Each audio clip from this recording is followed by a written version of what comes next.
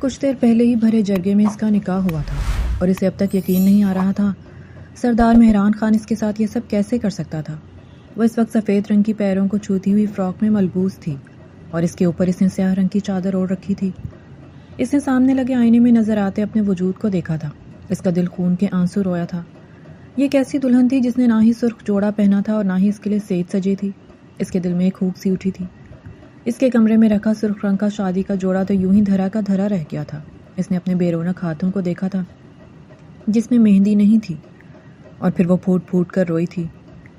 ایک ہفتے بعد اس کی اور سردار مہران خان کی شادی تھی، مگر اس سے پہلے ہی حویلی پر قیامت ٹوٹ پڑی تھی۔ سردار مہران خان کا چھوٹا بھائی کھیتوں سے زخمی حالت میں ملا تھا۔ اسے فوراً ہسپتال لے جایا گیا تھا، جہاں وہ زخموں کی تاب نہ لاتے ہوئے جان کی بازی ہار گیا تھا۔ یہ پوری حویلی کے لیے ایک بہت بڑا صدمہ تھا۔ گاؤں کے لوگوں نے آخری بار سردار مہران خان کے چھوٹے بھائی کو اس کے چچا زاد معاذ خان کے ساتھ دیکھا تھا، اس لیے سب کا شک سیدھا اس پر گیا تھا۔ کچھ لوگوں کی گواہی پر پورا جرگہ بیٹھا تھا۔ سردار مہران خان مٹھیاں بھینچے وہاں ضبط سے بیٹھا ہوا تھا۔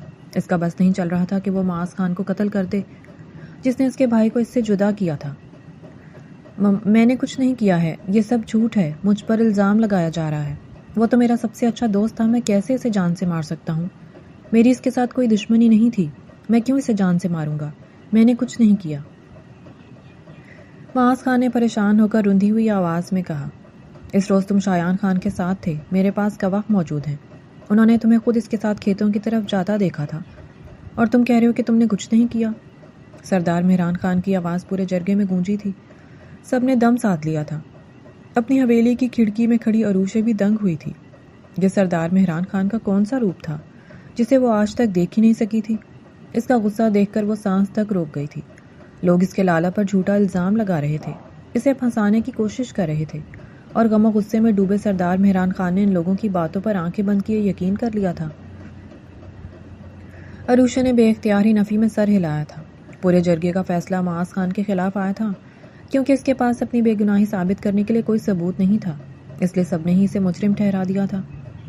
میں اس شخص کی جان اپنے ہاتھوں سے لوں گا جس نے میرے بھائی پر ذرا بھی رحم نہیں کیا۔ سردار مہران خان نے اپنے ہاتھ میں پکڑی گن کا رخ معاذ خان کی طرف کرتے ہوئے سرد و سپاٹ لہجے میں کہا۔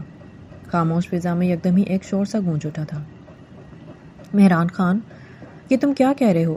میرا بیٹا بے قصور ہے، اس نے تمہارے بھائی کا قتل نہیں کیا ہے، اس پر الزام لگایا جا رہا ہے۔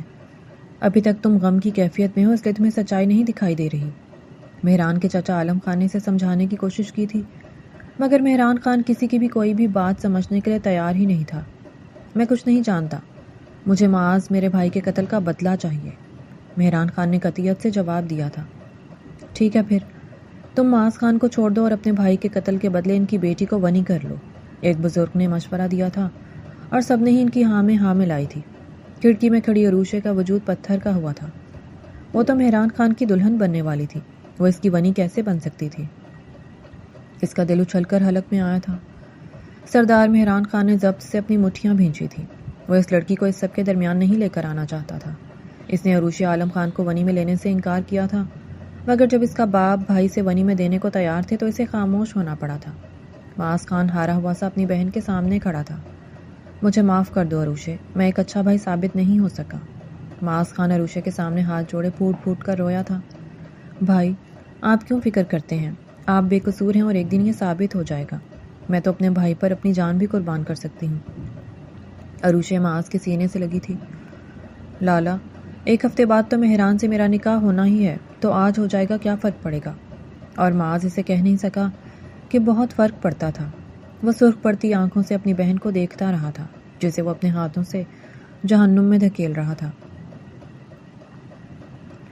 سردار مہران خان سرد نظروں سے اپنے سامنے کھڑی لڑکی کو دیکھ رہا تھا، جس کے چہرے پر کسی قسم کا کوئی ڈر و خوف نہیں تھا، بلکہ وہ اس کی آنکھوں میں آنکھیں ڈالے کھڑی سے گھور رہی تھی۔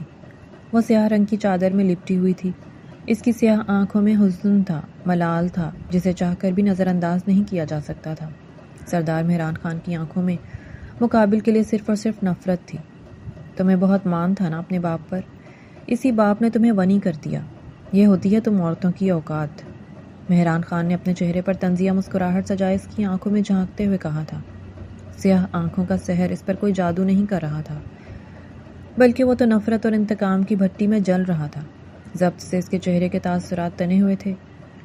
کوئی بات نہیں، مجھے خوشی ہے کہ میری وجہ سے میرے بے قصور بھائی کی جان بچ گئی، ورنہ تم جیسے لوگ تو کسی کو بخشنے تک نہیں ہیں، خود کو خدا جو سمجھ بیٹھتے ہیں۔ عروشے نے بنا ڈرے اس کی آنکھوں میں دیکھتے ہوئے سپاٹ لہجے میں کہا۔ اس کی بات سن کر مہران نے غصے اور نفرت سے اسے دیکھا تھا۔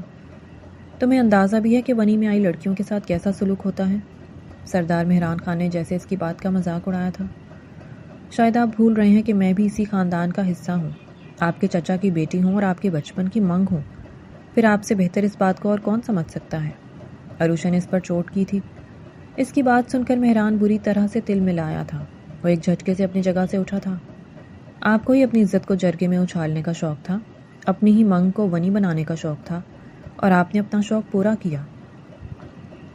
عروشہ نے اذیت سے کہا تھا۔ اس کا پورا وجود چھلنی ہو رہا تھا، مگر وہ خود پر ضبط کیے کھڑی تھی۔ وہ اس شخص کے سامنے کسی صورت نہیں جھکنا چاہتی تھی جس نے اس کی محبت کا یوں سر عام مذاق اڑایا تھا۔ وہ بھی نام مردوں کی طرح نکلا تھا جو مردوں کی لڑائیوں میں معصوم عورتوں کو گھسیٹ لیا کرتے تھے۔ اگلے ہی لمحے اس کی گردن سردار مہران خان کے آہنی شکنجے میں تھی اور چوڑیوں سے بھری اس کی کلائی اس کے دوسرے ہاتھ میں تھی۔ عروشے کا دماغ بھگ سے اڑا تھا۔ وہ اس سب کے لیے تیار نہیں تھی اور بری طرح سے جھٹپٹائی تھی۔ آج اس کے کئی مان ایک ساتھ ٹوٹ رہے تھے۔ وہ مر کر بھی یقین نہیں کر سکتی تھی کہ سامنے کھڑا شخص اس پر ہاتھ اٹھائے گا، مگر یہ بھی سچ ہوا تھا۔ کیا بکواس کر رہی تھی تم؟ دوبارہ بولو۔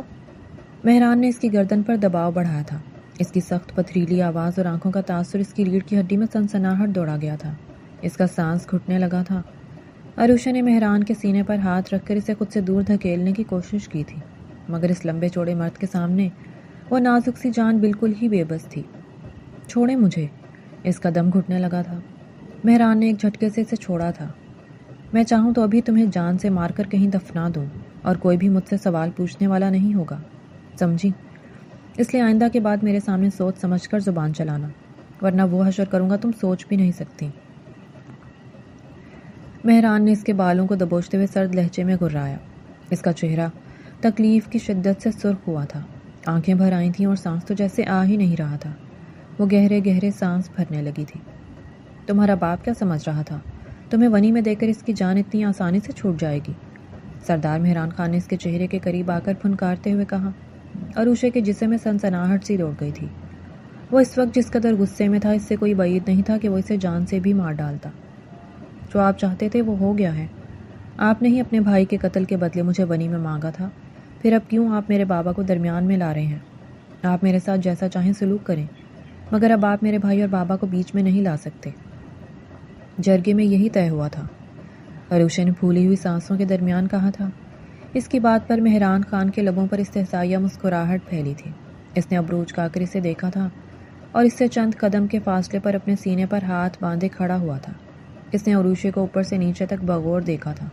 عروشے نے ناسمجھی سے اس کے چہرے کے تاثرات کو دیکھا تھا۔ چند لمحوں تک دونوں کے درمیان خاموشی چھائی تھی۔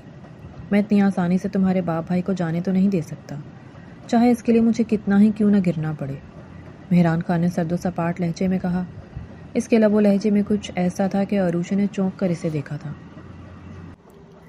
اپنی پاکیزگی میرے سامنے ثابت کرو، ورنہ تمہارے باپ کو پورے جرگے کے سامنے ذلیل کر دوں گا اور طلاق تمہارے منہ پر ماروں گا۔ اور یہ بات تو تم بھی بخوبی جانتی ہو کہ اگر ونی میں آئی لڑکی بد کردار نکل آئے تو اس کے ساتھ کیسا سلوک کیا جاتا ہے۔ مہران خان نے اس کے سفید پڑتے چہرے کی طرف دیکھتے ہوئے انتہائی سنگ دلی سے کہا تھا۔ عروشے کی ریڑھ کی ہڈی میں سنسناہٹ سی دوڑ گئی تھی۔ اس نے بری طرح سے چونک کر اپنے سامنے کھڑے شخص کو دیکھا۔ اس کے لب و لہجے میں کچھ تھا جس نے اسے ٹھٹکنے پر مجبور کر دیا تھا۔ سامنے کھڑا شخص ہر صورت اسے اور اس کے خاندان کو برباد کرنے پر تلا ہوا تھا۔ عروشہ نے ضبط سے گہری سانس بھری تھی۔ جلدی کرو لڑکی، اپنی پاکیزگی میرے سامنے ثابت کرو، ورنہ کل کا دن تمہارے لیے اور تمہارے خاندان کے لیے کسی قیامت سے کم نہیں ہوگا۔ وہ شعلہ بار نگاہیں اس کے نازک سے وجود پر جمائے کھڑا تھا اور عروشے کو اس کی چبھتی ہوئی نگاہیں اپنے وجود کے آر پار ہوتی ہوئی محسوس ہوئی تھی۔ وہ جتنی بھی مضبوط بننے کی کوشش کرتی، اس کی بات پر وہ ساکت ہوئی تھی۔ کیا مطلب ہے آپ کا؟ اس کی زبان بھی لڑکھڑا گئی تھی۔ اسے مہران سے یہ امید ہرگز نہیں تھی۔ وہ کیا کرنے جا رہا تھا اور کیا کرنے والا تھا کہ سوچ کر ہی اس کی روح کانپ گئی تھی۔ وہ بے ساختہ ہی اپنی جگہ سے 2 قدم پیچھے ہٹی تھی۔ اس کا تنفس تیز ہوا تھا۔ وہ بچپن سے اس کے نام پر بیٹھی ہوئی تھی۔ وہ اس کے بچپن کی منگ تھی، پھر وہ کیسے اس سے یہ بات کر سکتا تھا کہ وہ اپنی پاکیزگی ثابت کرے؟ کیا اسے اس پر اعتبار نہیں تھا یا وہ جان بوجھ کر اس پر اعتبار نہیں کرنا چاہتا تھا؟ اگر وہ جان بوجھ کر اس کی پاکیزگی پر اعتبار نہیں کرنا چاہتا تھا تو کل کا دن واقعی اس کے لیے کسی قیامت سے کم نہیں ہوگا۔ یہ تو سبھی جانتے تھے کہ ونی میں آئی لڑکیوں کے ساتھ کیا سلوک ہوتا ہے، اور اگر ونی میں آئی لڑکی کی پاکیزگی پر اس کا شوہر ہی یقین نہ کرے تو اس کے ساتھ جانوروں سے بھی بدتر سلوک کیا جاتا ہے۔ یہ سوچ کر ہی وہ دہل گئی تھی۔ اس نے بے یقین نظروں سے مہران کی طرف دیکھا تھا۔ اس کے اندر بہت کچھ ٹوٹ سا گیا تھا۔ اسے ایک مان تھا، کم از کم مہران اس کے ساتھ یہ سب تو نہیں کرے گا، مگر یہ مان بھی چکنا چور ہوا تھا۔ عروشہ نے اپنی مٹھی میں دبی کاغذ کی چھوٹی سی پڑیا کو دیکھا تھا اور گہری سانس بھری تھی۔ وہ مر جائے گی مگر اپنے باپ کا سر شرم سے نہیں جھکنے دے گی، وہ اپنے باپ بھائی کو نہیں ٹوٹنے دے گی۔ وہ چند قدم پیچھے ہٹی تھی۔ ٹھیک ہے مہران خان، آپ یہی چاہتے ہیں نا میں آپ کے سامنے اپنی پاکیزگی ثابت کروں؟ عروشہ نے اپنی آنکھوں سے بہنے والے آنسو اپنے ہاتھ کی پشت سے رگڑتے ہوئے روندے ہوئے لہجے میں کہا، ٹھیک ہے پھر، میرا جسم آپ کے سامنے حاضر ہے، آپ میرے ساتھ جو مرضی سلوک کریں، شاید یہ سب کرنے سے آپ کے دل کو راحت پہنچے گی۔ عروشہ کے سامنے ہر منظر دھندلا ہوا تھا اور جانے کب اس نے اپنے ہاتھ میں دبا زہر اپنے منہ میں رکھا تھا۔ سردار مہران خان کو خبر ہی نہیں ہو سکی تھی۔ وہ تو اپنی نفرت کی آگ میں جل رہا تھا اور بدلے میں اسے بھی خاکستر کر دینا چاہتا تھا۔ عروشہ جانتی تھی کہ کل کا سورج طلوع ہوگا تو بد کرداری کی چھاپ اس کے دامن پر لگ چکی ہوگی۔ کل ایک بار اور جرگہ بیٹھے گا، اس بار اس کی بد کرداری لوگوں کے درمیان موضوع بحث ہوگی۔ لوگ اس کے باپ اور بھائی کو طرح طرح کے تانے دیں گے۔ ان کو اس معاشرے میں سر اٹھا کر جینا محال ہو جائے گا، اور اس کے لیے سب سے آسان راستہ یہی تھا کہ وہ اس سب کے درمیان سے ہی ہٹ جائے۔ وہ اس دنیا سے اور یہاں کے ظالم لوگوں سے بہت دور چلی جائے۔ عروشہ نے آنکھیں میچے اپنے تن سے چادر کو جدا کیا تھا۔ سردار مہران خان نے کچھ تذبذب کی کیفیت میں سے گھورا تھا۔ دماغ خراب ہو گیا ہے تمہارا، یہ کیا کر رہی ہو؟ سردار مہران خان نے ناگواری سے سوال کیا تھا۔ میری پاکیزگی تو ثابت ہو جائے گی، مگر میرے باپ کو بدنام کرنے کا آپ کا خواب کبھی سچ نہیں ہو سکے گا۔ عروشہ نے بمشکل سانس لیتے ہوئے تلخی سے کہا تھا۔ پتہ نہیں کیسا زہر تھا جو اس قدر طاقتور تھا کہ لمحوں میں اس کی طبیعت خراب ہونے لگی تھی۔ اگلے ہی پل وہ زمین پر گر کر تڑپنے لگی تھی۔ یہ سب دیکھ کر سردار مہران خان صدمے سے اپنی جگہ کھڑا رہ گیا تھا۔ اس کے تو وہم و گمان میں بھی یہ بات نہیں تھی کہ عروشہ اس حد تک بھی جا سکتی ہے۔ اس کا چہرہ نیلا پڑ رہا تھا۔ مہران سب کچھ بھول بھال کر تڑپ کر اس کی طرف بڑھا تھا۔ اس کے ہاتھ پاؤں پھول گئے تھے۔ عروشہ، کیا کیا ہے تم نے؟ مہران اس پر بری طرح سے دھاڑا تھا۔ آپ ہی چاہتے تھے نا میری پاکیزگی کا ثبوت؟ عروشہ نے پھولی ہوئی سانسوں کے درمیان بمشکل اپنی بات کی۔ میں مر جاؤں گی مگر اپنے کردار پر ایک آنچ بھی نہیں آنے دوں گی۔ اب آپ اپنی آنکھوں کے سامنے مجھے مرتا دیکھیں گے، کیونکہ یقیناً ایک ونی میں آئی لڑکی کی جان بچانے کی آپ ہرگز بھی کوشش نہیں کریں گے۔ عروشہ نے اس کا ہاتھ تھامتے ہوئے کہا۔ اس کی آنکھیں بند ہونے لگی تھیں۔ اگلے ہی پل سردار مہران خان نے بنا کچھ سوچے سمجھے اسے اپنے بازوؤں کے گھیرے میں اٹھایا تھا اور اسے لے کر کمرے سے بھاگا تھا۔ وہ آج ساری روایتوں کو اپنے قدموں تلے روند گیا تھا۔ سردار مہران خان ونی میں آئی لڑکی کی جان بچانے کے لیے اسے لے کر ہسپتال بھاگا تھا۔ حویلی میں جس نے یہ منظر دیکھا تھا اپنے دانتوں تلے انگلی داب لی تھی۔ وہ اس لڑکی کو کیسے اپنی ہی آنکھوں کے سامنے مرنے دے سکتا تھا جس سے وہ روح کی گہرائیوں سے محبت کرتا تھا؟ وہ لڑکی تو اس کے انگ انگ میں بستی تھی، مگر جب نفرت اور انتقام کی دبیز تہ محبت پر حاوی ہو جائے تو اکثر نفرت ہی جیت جایا کرتی ہے۔ مہران خان کی نفرت اور انتقام نے عروشہ کا مان اور محبت اس سے چھین لیا تھا۔ سردار مہران خان ہسپتال کی راہداری میں رکھی بینچ پر اپنے ہاتھوں میں سر گرائے بیٹھا ہوا تھا۔ وہ عروشہ کو لے کر وقت پر ہسپتال پہنچ گیا تھا، مگر پھر بھی ڈاکٹرز نے اسے کوئی امید نہیں دلائی تھی۔ وہ لب بھینچے خود پر قابو پانے کی صحیح کر رہا تھا، ورنہ اس کا دل کر رہا تھا کہ ہر شے کو تہس نہس کر دے۔ عروشہ کی زندگی کی دعائیں مانگتے ہوئے اس کا دماغ پھٹا جا رہا تھا۔ اس نے کبھی نہیں سوچا تھا کہ وہ اپنے ہی بھائی کے قاتل کی بہن کی زندگی کی دعائیں مانگے گا، مگر وہ اس لڑکی کے لیے دعائیں مانگ رہا تھا جو اس کی روح میں بستی تھی، جس سے وہ سچے دل سے محبت کرتا تھا۔ اس نے ٹھنڈی سانس بھر کر اپنے بالوں کو مٹھی میں دبوچا تھا۔ ڈاکٹر ابھی تک باہر نہیں آئے تھے۔ ایک ایک پل اس کے وجود پر قیامت بن کر گزر رہا تھا۔ اس نے اپنے چہرے پر ہاتھ پھیر کر خود کو کمپوز کرنا چاہا تھا، مگر پریشانی اس کے چہرے سے جھلک رہی تھی۔ اسی اثنا میں اس کی جیب میں رکھا اس کا فون بجا تھا۔ اس نے فون نکال کر اسکرین پر جگمگاتے نام کو دیکھا تھا۔ وہاں چھوٹی امی لکھا نظر آ رہا تھا۔ اس نے ٹھنڈی سانس بھر کر فون کان سے لگایا تھا۔ مہران، تم اس لڑکی کو لے کر شہر کے ہسپتال میں کیوں گئے؟ اگر اس لڑکی نے زہر کھا لیا تھا تو اسے مرنے دیتے۔ تہمینہ بیگم کی سرد آواز اسپیکر میں سے ابھری تھی۔ مہران نے اپنی کنپٹی کو مسلا تھا۔ وہ ٹھیک نہیں ہے چھوٹی امی، زہر اس کے پورے جسم میں پھیل گیا ہے، مہران نے ٹوٹے ہوئے لہجے میں کہا تھا۔ اس کے دل میں ہوک سی اٹھی تھی۔ میری تو بد دعا ہے اب اس لڑکی کی میت ہی اس حویلی میں آئے۔ جس طرح سے میں اپنے بیٹے کے لیے تڑپ رہی ہوں، اس کی ماں بھی تڑپے۔ تہمینہ بیگم نے روتے ہوئے عروشے کو بد دعا دی تھی۔ مہران کو لگا کہ کسی نے اس کا دل اپنے ہاتھوں میں لے کر نچوڑ دیا ہو۔ سانسیں اس کے سینے میں گھٹنے لگی تھی۔ آپ اپنا خیال رکھیں چھوٹی امی، میں بعد میں بات کرتا ہوں۔ مہران نے یہ کہہ کر فون کاٹ دیا تھا۔ اس کا دل بے حد بھاری ہوا۔ کافی دیر بعد ڈاکٹرز باہر آئے۔ مہران فوراً ہی اپنی جگہ سے اٹھ کر ڈاکٹرز کی طرف بڑھا۔ ڈاکٹر، میری وائف اب کیسی ہیں؟ مہران نے پریشان لہجے میں سوال کیا تھا۔ وہ اب خطرے سے باہر ہیں، ان کے جسم سے زہر نکال لیا تھا۔ اگر آپ کو یہاں آنے میں چند لمحوں کی اور دیر ہو جاتی تو ہم ان کو بچا نہیں سکتے تھے، مگر ابھی ان کی حالت بے حد نازک ہے۔ انہیں انتہائی نگہداشت کے وارڈ میں رکھنا پڑے گا جب تک ان کی طبیعت پوری طرح سے بہتر نہیں ہو جاتی، ڈاکٹر نے پروفیشنل لہجے میں کہا تھا۔ مہران نے بے اختیاری سکون کا سانس لیا تھا۔ اس کے دل میں یک گونا سکون کا احساس سترا تھا۔ عروشے کو پورے 2 دن بعد ہوش آیا تھا۔ اس نے ناقاہت سے آنکھیں کھول کر اپنے ارد گرد دیکھا تھا۔ وہ زندہ بچ گئی تھی، اس کی جان بچا لی گئی تھی۔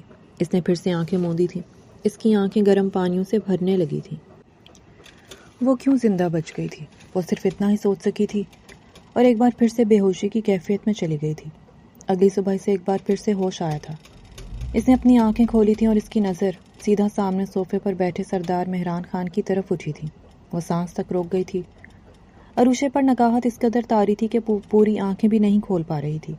اسے ہوش میں آتا دیکھ کر سردار مہران خان اپنی جگہ سے اٹھا تھا اور اس کے سامنے جا کھڑا تھا۔ عروشے نے سہمی ہوئی نظروں سے اسے دیکھا تھا۔ چند لمحوں کے لیے دونوں کی نظریں ٹکرائی تھیں۔ سبز آنکھوں میں صرف دہشت ہی دہشت تھی۔ مہران خان کے دل کو کچھ ہوا تھا۔ وہ عروشے کے دونوں طرف اپنے ہاتھ رکھ کر اس پر جھکا تھا اور اس کی آنکھوں میں اپنی سیاہ آنکھیں گاڑی تھیں۔ تمہیں اس رات وہ زہر کس نے دیا تھا؟ مہران نے سخت لہجے میں اس سے سوال کیا تھا۔ عروشے نے بے ساختہ ہی تھوک نکلا تھا، مگر بالکل خاموش رہی تھی۔ اس نے مہران سے نظریں چرانے کی کوشش کی تھی، مگر مہران نے اس کا جبڑا اپنے ہاتھ میں دبوچا تھا اور ایک بار پھر سے اس کی آنکھوں میں جھانکتے ہوئے غرا کر اپنا سوال دہرایا تھا۔ مگر جس طرح سے عروشے کے لبوں کو تالا لگا ہوا تھا، یہ بات تو طے تھی کہ وہ اس شخص کا نام ہرگز نہیں بتائے گی جس نے اسے زہر دیا تھا۔ وہ خاموش رہی تھی۔ اس کے لب بھیجے ہوئے تھے، مگر آنکھیں آنسوؤں سے بھری ہوئی تھیں۔ تو تم نہیں بتاؤ گی؟ مہران نے ضبط سے سوال کیا تھا۔ یہ بات تو وہ بھی بخوبی جانتا تھا کہ وہ کس قدر ضدی تھی۔ نہ بتاؤ، میں خود پتہ لگا لوں گا اور پھر اس شخص کا وہ حشر کروں گا اس نے میرے خواب میں بھی نہیں سوچا ہوگا۔ مہران نے اس کی آنکھوں میں اپنی سیاہ تیش بھری آنکھیں گاڑے گراتے ہوئے کہا۔ عروشے سرتا پیر پسینے میں شرابور ہو گئی تھی۔ کیوں بچایا مجھے؟ مر کر آپ کا کام ہی آسان کر رہی تھی۔ آپ اپنے بھائی کا بدلہ ہی تو لینا چاہتے تھے، عروشے نے نم لہجے میں کہا۔ اتنی آسان موت تو میں تمہیں ہرگز نہیں دوں گا، تمہیں ترسا ترسا کر اپنے ہاتھ سے ماروں گا۔ مہران نفرت سے اسے دیکھتا ہوا سیدھا ہوا تھا۔ عروشے کا چہرہ نقاہت سے زرد پڑ رہا تھا۔ یہ وہ لڑکی تو تھی ہی نہیں جو 4 دن پہلے اس کی زندگی میں آئی تھی۔ اس لڑکی کے چہرے کا رنگ سرخ و سفید تھا اور سامنے لیٹی لڑکی برسوں کی بیمار دکھائی دے رہی تھی۔ مہران غصے میں وہاں سے نکل گیا تھا۔ عروشے کی سبز آنکھوں سے چند آنسو ٹوٹ کر تکیے میں جذب ہوئے تھے۔ ہسپتال سے حویلی واپسی پر عروشے سوئی جاگی کیفیت میں رہی تھی۔ ان دونوں کے درمیان مکمل طور پر خاموشی چھائی تھی، یہاں تک کہ مہران خان شاید سانس تک نہیں لے پا رہا تھا۔ عروشے بار بار سر چھٹک کر بیدار ہونے کی کوشش کرتی اور اپنی اس کوشش میں ناکام ٹھہرتی۔ مہران گاہے بگاہے ایک اچڑتی سی نظر اس پر ڈال لیتا تھا۔ ہسپتال سے واپسی پر ڈاکٹر نے مہران کو عروشے کا خیال رکھنے کی سختی سے ہدایت کی تھی۔ عروشے بہت ہی کمزور ہو گئی تھی۔ مہران نے حویلی کے سامنے گاڑی روکی تھی۔ عروشے نے آنکھیں کھول کر اپنی حویلی کی طرف دیکھا تھا۔ اس کی آنکھوں میں نمی ابھری تھی۔ اس کے گھر والوں کو تو شاید معلوم بھی نہیں ہوگا کہ وہ موت کو چھو کر واپس آئی ہے۔ مہران نے گاڑی سے اتر کر اس کی جانب کا دروازہ کھولا تھا۔ عروشے سردار مہران خان کی حویلی کے برابر میں بنی اپنی حویلی کو دیکھ رہی تھی۔ اس کے دل میں ہوک سی اٹھ رہی تھی۔ وہ بھاگ کر اپنی ماں کے پاس جانا چاہتی تھی، ان کے سینے سے لگ کر ڈھیر سارے آنسو بہانا چاہتی تھی، مگر اس وقت یہ ممکن نہیں تھا۔ سردار مہران خان اسے کبھی بھی حویلی جانے کی اجازت نہیں دیتا۔ اس کی آنکھیں دھندلانے لگی تھیں اور سر چکرانے لگا تھا۔ اس سے پہلے کہ وہ چکرا کر گر پڑتی، سردار مہران خان نے اسے شانوں سے تھام کر گرنے سے بچایا تھا اور اسے لے کر حویلی میں داخل ہوا تھا۔ تہمینہ بیگم لاؤنج میں ہی بیٹھی ہوئی تھی۔ انہوں نے کاٹدار نظروں سے مہران کے پہلو میں کھڑی عروشے کو دیکھا تھا۔ عروشے بھی ان کی نظروں سے خائف ہوئی تھی۔ اس نے نامحسوس طور پر ان کی نظروں سے بچنے کی کوشش کی تھی اور مہران کی کمر کے پیچھے خود کو چھپانا چاہا تھا، مگر مہران اسے وہیں چھوڑ کر تہمینہ بیگم کی سمت پڑا تھا اور ان کے سامنے سر کو جھکا دیا تھا۔ یہ لڑکی تو بہت ہی ڈھیٹ ہے، زہر بھی اس کا کچھ نہیں بگاڑ سکا۔ اگلی بار خودکشی کی کوشش کرو تو خیال رکھنا کہ سردار مہران خان تمہارے آس پاس نہ ہو۔ تہمینہ بیگم نے غصے اور نفرت سے اسے دیکھتے ہوئے اپنے اندر کا زہر باہر نکالا تھا۔ مہران نے ضبط سے مٹھیاں بھینچ لی۔ اس کے چہرے کے تاثرات تن گئے تھے، جبکہ عروشے خاموشی سے سر جھکائے کھڑی رہی تھی۔ یہ وہ لوگ تھے جو اس سے محبت کرتے تھے، اور آج ان سب کی آنکھوں میں اس کے لیے صرف اور صرف نفرت تھی۔ تہمینہ بیگم نے گھور کر مہران کو دیکھا۔ تمہیں کیا ضرورت تھی اسے لے کر ہسپتال جانے کی؟ اسے سسک سسک کر مرنے دیتے، جب ہی میرے دل کو قرار آتا۔ تہمینہ بیگم نے سخت لہجے میں مہران سے کہا تھا۔ چھوٹی امی، آپ کی طبیعت خراب ہو جائے گی، ابھی آپ پلیز اتنا غصہ نہ کریں۔ مہران نے نرمی سے ان کے گرد اپنے بازو حمائل کیے تھے اور انہیں صوفے سے اٹھایا تھا۔ عروشے نے زخمی نظروں سے مہران کو دیکھا تھا، جس نے ایک بار بھی اس کی طرف پلٹ کر نہیں دیکھا تھا۔ وہ تہمینہ بیگم کو لیے وہاں سے چلا گیا تھا۔ عروشے خالی ذہنی کے عالم میں وہیں کھڑی رہ گئی تھی۔ مہران کا یہ سرد رویہ اس کی برداشت سے باہر تھا۔ وہ تو اس کی محبت کی عادی تھی، پھر وہ اس کی یہ نفرت کیسے سہ سکتی تھی؟ اگر زہر نے اسے نہیں مارا تو یہ بات یقینی تھی کہ مہران کا یہ رویہ ضرور اسے مار ڈالے گا۔ وہ سر جھکائے وہیں کھڑی تھی جب مہران واپس آیا تھا۔ اب کیا ساری رات یہیں کھڑے رہنے کا ارادہ ہے؟ مہران نے سخت لہجے میں کہا تھا۔ عروشے نے ایک جھٹکے سے سر اٹھا کر اسے دیکھا تھا۔ کمرے میں جاؤ، مہران نے اسے حکم دیا تھا۔ کمرے کا نام سن کر عروشے کے دل کی دھڑکنوں نے رفتار پکڑی تھی۔ اس نے سہمی نظروں سے مہران کو دیکھا تھا۔ مہران اس کے یوں گھبرانے کی وجہ جان گیا تھا۔ اس نے عروشے کو بازو سے تھام کر اپنے نزدیک کیا تھا۔ میں چاہوں تو ابھی تم سے اپنا حق وصول کر لوں اور تم مجھے روک بھی نہیں سکو گی، مہران نے اس کے کان میں پھنکارتے ہوئے کہا تھا۔ عروشے کی آنکھوں سے آنسو بہہ نکلے تھے۔ مہران اسے چھوڑ کر اسے گھورتا ہوا باہر چلا گیا تھا۔ عروشہ خود کو سنبھالے کمرے میں چلی آئی تھی۔ دوائیوں کا اثر اب بھی اس کے ذہن پر طاری تھا۔ وہ بیڈ پر لیٹتے ہی نیند کی آغوش میں چلی گئی تھی۔ مہران کمرے میں آیا تو عروشہ بیڈ پر سو رہی تھی۔ مہران آہستگی سے چلتا ہوا اس کے پاس جا کر کھڑا ہوا تھا۔ اس نے زخمی نگاہوں سے عروشے کو دیکھا تھا۔ اس کے دل کو کچھ ہوا تھا۔ اس کا بس چلتا تو وہ عروشے کو اس سب کے درمیان کبھی بھی نہیں آنے دیتا، مگر یہ بھی حقیقت تھی کہ اگر وہ معاذ خان کو قتل کر دیتا تو کبھی بھی عروشے کو نہیں پا سکتا تھا۔ وہ عروشے کے برابر میں بیٹھا تھا اور اس کا نازک سا ہاتھ اپنے مضبوط ہاتھوں میں لیا تھا۔ اس اونچے لمبے مضبوط مرد کی سیاہ آنکھوں میں آنسو تیر رہے تھے۔ اس کا دل یہی سوچ سوچ کر ڈوبا جا رہا تھا کہ اگر عروشے کو کچھ ہو جاتا تو کیا ہوتا۔ اس نے آہستگی سے عروشے کے ہاتھ کی پشت پر اپنے لب رکھے تھے۔ اس کی آنکھوں سے ایک آنسو کا قطرہ نکل کر اس کے ہاتھ کی پشت پر گرا تھا۔ اگر تمہیں کچھ ہو جاتا تو شاید میں بھی زندہ نہیں رہتا۔ تم میرے جینے کی وجہ ہو۔ تمہارے بغیر میں اپنی زندگی تصور بھی نہیں کر سکتا۔ وہ اس سے آہستہ آواز میں اپنے دل کی باتیں کر رہا تھا۔ میں اس سب کے باوجود بھی تم سے نفرت نہیں کر سکا تھا۔ مجھے ایسا لگ رہا ہے میں بیچ منجھدار میں پھنس کر رہ گیا ہوں۔ ایک طرف میرا بھائی ہے اور دوسری طرف تم ہو، اور تم دونوں ہی میرا دل ہو۔ وہ اس وقت ٹوٹا ہوا تھا۔ وہ کچھ دیر یوں ہی خالی ذہنی کے عالم میں بیٹھا اس کا چہرہ دیکھتا رہا تھا، اسے اپنی نظروں میں جذب کرتا رہا تھا۔ پھر وہ وہاں سے اٹھا تھا۔ وہ کچھ دنوں کے لیے اس سب سے بہت دور جانا چاہتا تھا۔ یہ بات تو طے تھی کہ وہ عروشے کے ساتھ سختی نہیں برت سکتا تھا، مگر یہاں رہ کر اس سے نرمی سے بات کر کے اپنے مرے ہوئے بھائی کی نظروں میں بھی نہیں گر سکتا تھا۔ کافی دنوں سے اس کی ایک اہم میٹنگ پینڈنگ تھی۔ اس نے فون کر کے ان لوگوں کو 2 دن بعد کا ٹائم دیا تھا اور اپنی فلائٹ کی ٹکٹ بک کروائی تھی۔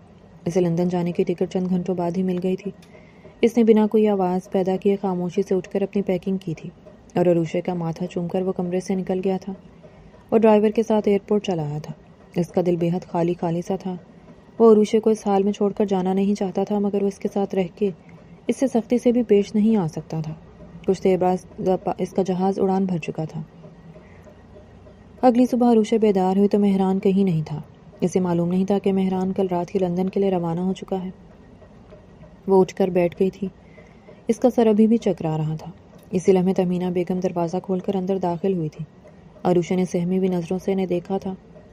بہت آرام کر لیا تم نے مہارانی، اب اٹھو اور کام پر لگو۔ ہم یہاں تمہارے نخرے اٹھانے کے لیے تمہیں لے کر نہیں آئے ہیں، تم ونی میں آئی ہو۔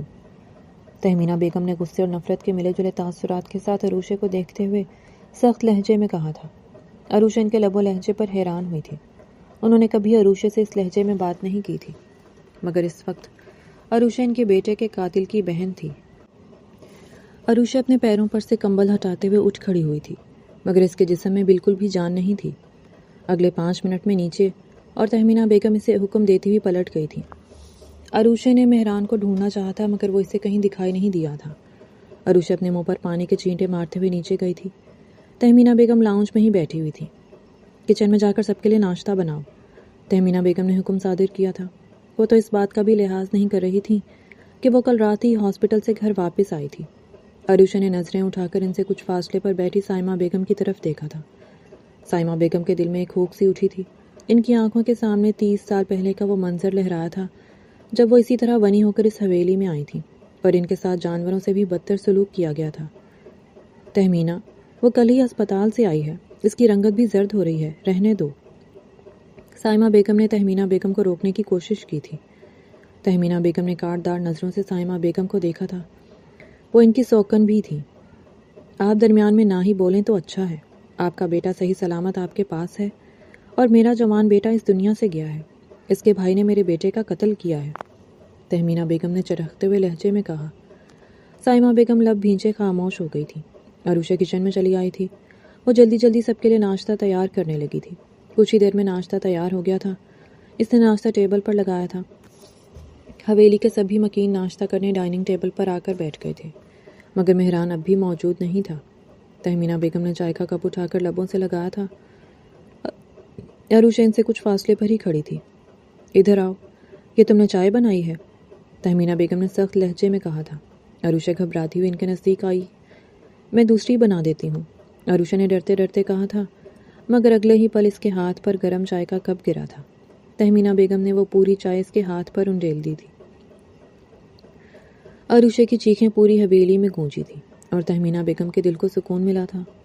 سائمہ بیگم لب بھینچ گئی تھی۔ عروشہ مسلسل رو رہی تھی۔ اس کے دونوں ہاتھوں کی پشت پر چھالے پڑ گئے تھے۔ تہمینہ، کیا کر رہی ہو؟ سائمہ بیگم اٹھ کر عروشہ کی طرف بڑھی تھی۔ آپ کے ساتھ بھی تو اس حویلی میں یہی سب کچھ ہوا تھا، آپ کیسے بھول گئیں؟ یہ تو اس حویلی کی ریت ہے، تہمینہ بیگم نے دل جلانے والی مسکراہٹ کے ساتھ کہا تھا، اور اپنی جگہ سے اٹھ کر عروشہ کے سامنے آ کر کھڑی ہوئی تھی۔ تہمینہ، چھوڑ دو یہ سب، بچی ہے، یہ سب برداشت نہیں کر سکتی۔ سائمہ بیگم نے ان کی منت سماجت کی تھی۔ آپ نے بھی تو یہ سب کچھ برداشت کیا ہے، تو یہ بھی کر لے گی۔ تہمینہ بیگم عروشہ کو بری طرح سے مارنے لگی تھی۔ ان کا سارا غم و غصہ عروشہ پر قہر بن کر نازل ہو رہا تھا۔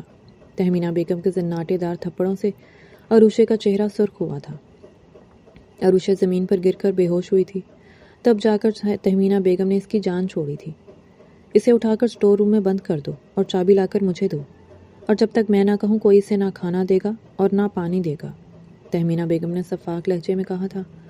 سائمہ بیگم کے دل کو کچھ ہوا تھا۔ تہمینہ، کیوں اس پر ظلم کر رہی ہو؟ اس معصوم جان کا اس سب میں کوئی قصور نہیں ہے۔ سائمہ بیگم نے انہیں روکنے کی کوشش کی تھی، مگر تہمینہ بیگم پر کوئی اثر نہیں ہوا تھا۔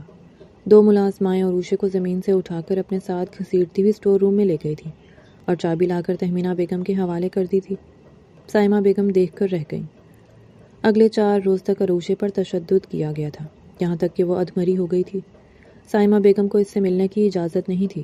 اسے ان 4 دنوں میں نہ ہی کھانا دیا گیا تھا اور نہ ہی پانی دیا گیا تھا۔ تہمینہ بیگم روز اسے مارتی تھی، یہاں تک کہ عروشہ اپنی موت کی دعائیں مانگنے لگی تھی۔ وہ اب سمجھی تھی کہ سائمہ بیگم نے اسے وہ زہر کیوں دیا تھا۔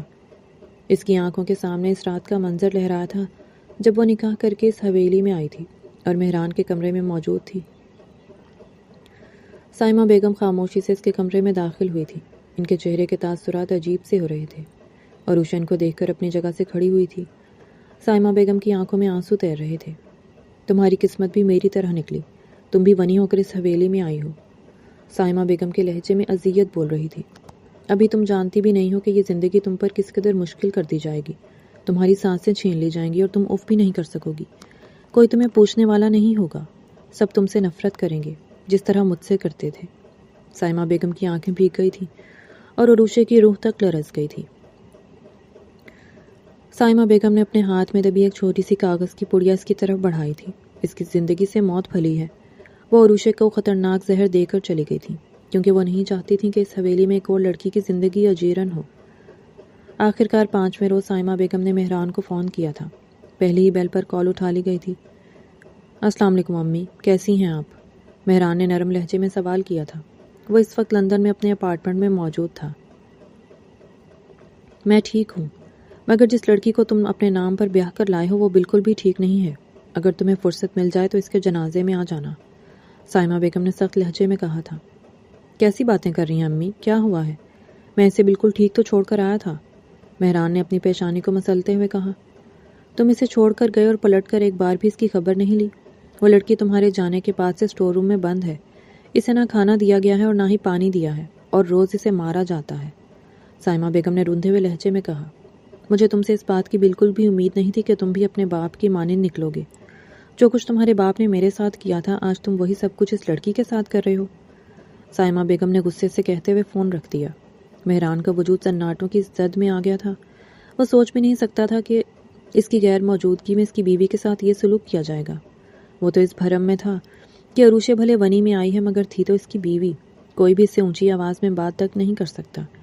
مگر اب جب سچائی اس کے سامنے آئی تو وہ اپنا سر تھام کر رہ گیا تھا۔ اس نے فوراً ہی واپسی کی ٹکٹ بک کروائی تھی اور چند گھنٹوں بعد وہ اپنے ملک کی سرزمین پر کھڑا تھا۔ ڈرائیور اسے ایئرپورٹ پر لینے آ چکا تھا۔ مہران کا بس نہیں چل رہا تھا کہ وہ اڑ کر حویلی پہنچ جائے۔ ابھی اس کی گاڑی حویلی سے کچھ دور تھی جب اس کا فون بجا تھا۔ انسپیکٹر کی کال آ رہی ہے۔ انسپیکٹر نے اسے فوراً تھانے پہنچنے کو کہا تھا۔ اس کے بھائی کے قاتل پکڑے گئے تھے۔ مہران کا دماغ مزید گھوم گیا تھا۔ اس نے ڈرائیور کو تھانے چلنے کو کہا تھا۔ اس کے بھائی کا قاتل تو معاذ تھا، پھر انسپیکٹر نے کس کو گرفتار کر لیا تھا؟ کچھ دیر بعد وہ تھانے میں انسپیکٹر کے سامنے بیٹھا تھا۔ مہران صاحب، آپ کے بھائی کا قتل آپ کے چچا زاد بھائی نے نہیں کیا ہے، وہ اس معاملے میں بے قصور ہے۔ انسپیکٹر نے مہران خان کے قدموں تلے زمین نکال لی تھی۔ مہران نے سنجیدہ نظروں سے انسپیکٹر کو دیکھتے ہوئے سوال کیا تھا۔ آپ کے بھائی کے قتل میں وہی دونوں لوگ ملوث ہیں جنہوں نے معاذ خان کے خلاف گواہی دی تھی۔ ان دونوں کے پاس سے آلہ قتل بھی برآمد کر لیا گیا ہے۔ وہ لوگ اس روز در حقیقت آپ کی جان لینے آئے تھے، مگر چونکہ آپ دونوں بھائیوں کی شکلیں ملتی جلتی ہیں تو غلط فہمی میں انہوں نے آپ کے بھائی کو قتل کر دیا تھا۔ وہ لوگ مجھے کیوں مارنے آئے تھے اور کس کے کہنے پر آئے تھے؟ مہران کو کچھ سمجھ نہیں آیا تھا۔ وہ دونوں آدمی آپ کی سوتیلی ماں تہمینہ بیگم کا نام لے رہے ہیں۔ مہران کو لگا کہ اس پر پہاڑ ٹوٹ پڑا ہے۔ وہ بے یقین نظروں سے انسپیکٹر کو دیکھ رہا تھا۔ انسپیکٹر اسے اور بھی بہت کچھ بتا رہا تھا مگر وہ سن ہی کب رہا تھا۔ وہ جانے کیسے خود کو بمشکل سنبھالتے ہوئے وہاں سے اٹھ کر حویلی پہنچا تھا، یہ بس وہی جانتا تھا۔ وہ حویلی پہنچا تو پوری حویلی میں سناٹا چھایا ہوا تھا۔ وہ سیدھا اسٹور روم کی طرف گیا تھا۔ وہاں باہر تالا لگا ہوا تھا۔ مہران خان بری طرح سے دھاڑا تھا۔ چابی لے کر آؤ تالے کی، اور سردار مہران خان کا حکم بھلا کون ٹال سکتا تھا؟ فوراً ہی اس کے سامنے چابی حاضر کی گئی تھی۔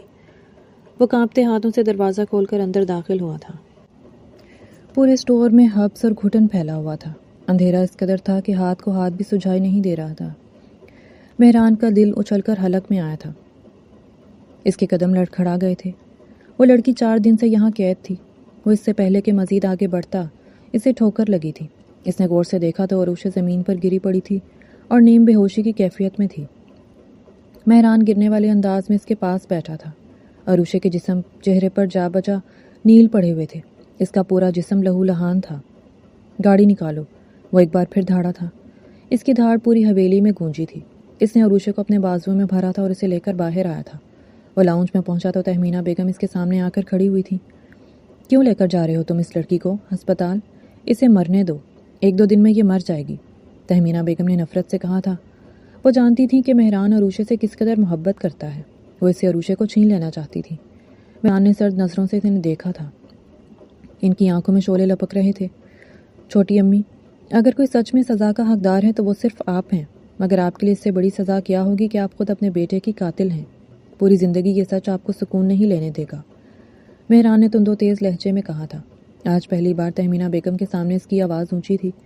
تہمینہ بیگم سن سی وہیں کھڑی رہ گئی تھی۔ سائمہ بیگم نے بے اختیار ہی اپنے منہ پر ہاتھ رکھا تھا۔ آپ مجھے جان سے مارنے چلی تھیں اور اپنے بیٹے کو ہی کھو بیٹھی۔ مجھے تو آپ پر ترس آ رہا ہے، مہران نے نفرت سے کہا تھا اور عروشے کو لے کر ہسپتال چلا گیا تھا۔ سائمہ بیگم بھی اس کے پیچھے گئی تھی۔ عروشے کی حالت بہت نازک تھی۔ اسے ایمرجنسی میں لے جایا گیا تھا۔ مہران کی آنکھوں میں آنسو تھے. وہ سر جھکائے بیٹھا خود پر قابو پانے کی کوشش کر رہا تھا. سائمہ بیگم اس کے برابر میں آ کر بیٹھی تھی اور اس کے کندھے پر ہاتھ رکھا تھا. امی، نہ میں آپ کی حفاظت کر سکا اور نہ عروشے کی حفاظت کر سکا، مہران نے ٹوٹے بکھرے لہجے میں کہا. وہ معصوم بے قصور تھی اور دیکھیں اس کی کیا حالت ہو گئی ہے. میں کیوں اس کی حفاظت نہیں کر سکا؟ اس نے زہر پیا تو میں خود سے ڈر گیا تھا کہ کہیں میں اسے کوئی نقصان نہ پہنچا دوں، اس لیے اس سے دور ہو گیا تھا. مگر یہ سب کیا ہو گیا؟ وہ اپنے بال نوچ رہا تھا. میں نے عروشے کو زہر دیا تھا. سائمہ بیگم نے سر جھکائے اعتراف کیا تھا. مہران نے سر اٹھا کر چونک کر انہیں دیکھا تھا اور پھر وہ سانس نہیں لے سکا تھا. آپ نے ایسا کیوں کیا امی؟ وہ بمشکل ہی بول سکا تھا. کیونکہ میں نہیں چاہتی تھی وہ بھی میرے جیسی زندگی گزارے. جو درد و تکلیفیں میں نے سہی ہیں وہ معصوم برداشت کیسے کرتی؟ سائمہ بیگم نے روتے ہوئے کہا تھا. مہران کا بس نہیں چل رہا تھا کہ زمین پھٹے اور وہ اس میں سما جائے. اس نے اپنے سینے پر ہاتھ رکھا تھا. سانس بھی اس کی بمشکل ہی چل رہی تھی. اسی اثنا میں ڈاکٹر باہر آئی تھی. میری وائف کیسی ہیں اب؟ مہران نے اپنی جگہ سے کھڑے ہوتے ہوئے بے قراری سے سوال کیا تھا. آپ لوگ انہیں ایک ہی بار جان سے کیوں نہیں مار دیتے؟ لیڈی ڈاکٹرز نے تند لہجے میں سوال کیا تھا، مگر وہ بھی سردار مہران خان کی طاقت سے واقف تھی، اس لیے یہ معاملہ یہیں دبا دیا گیا تھا. مہران خاموش ہوا تھا. آپ جا کر مل لیں، انہیں ہوش آ گیا ہے، ڈاکٹر نے سرد لہجے میں کہا اور وہاں سے چلی گئی. مہران اندر داخل ہوا تھا. عروشے ہوش میں تھی اور خالی خالی نظروں سے چھت کو تک رہی تھی. مہران کو دیکھ کر اس کی آنکھیں ڈبڈبائی تھیں. مہران اس کے پاس جا کر بیٹھا تھا. عروشہ نے مہران کو دیکھا تھا. مہران نے جھک کر اس کے ماتھے کو چوما اور عروشہ ساکت سی ہوئی تھی. مجھے معاف کر دو عروشے، میں تمہارا خیال نہیں رکھ سکا. میری وجہ سے تمہاری یہ حالت ہوئی ہے. مہران اس کے سامنے ہاتھ جوڑے رو دیا تھا. اس کی آنکھوں سے مسلسل آنسو بہہ رہے تھے. عروشہ کی بھی پلکیں نم ہوئی تھیں. میرے لالا نے کچھ نہیں کیا ہے، وہ بے قصور ہیں. عروشہ نے بمشکل پھولی ہوئی سانسوں کے درمیان اپنی بات مکمل کی تھی.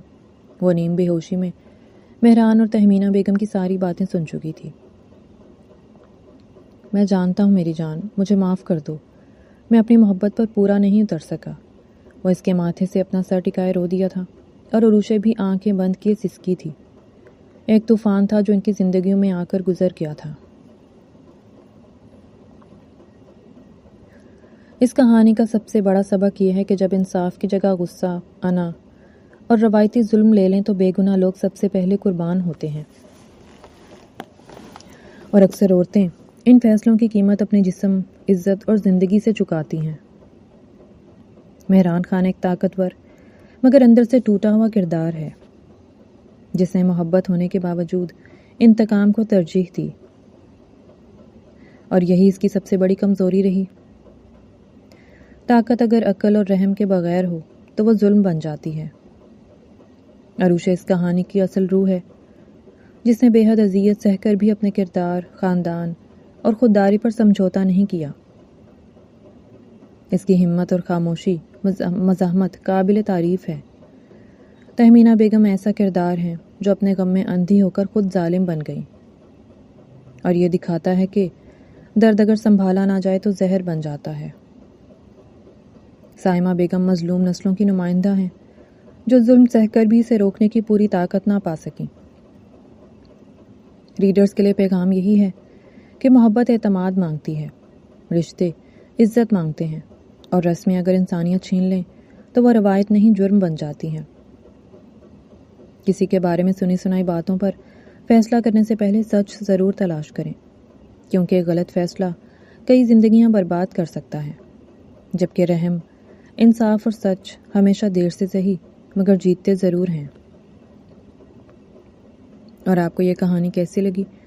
پڑھ کر اپنی رائے کا اظہار کیجیے گا اور چینل کو سبسکرائب کر لیں. شکریہ.